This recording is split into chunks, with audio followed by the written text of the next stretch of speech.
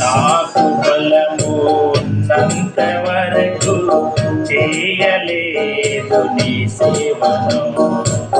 బలమంతా పోయాక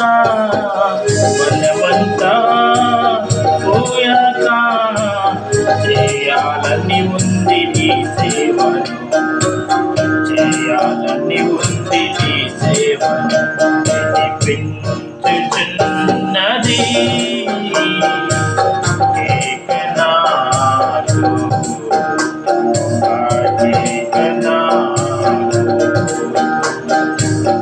ఏకనాదు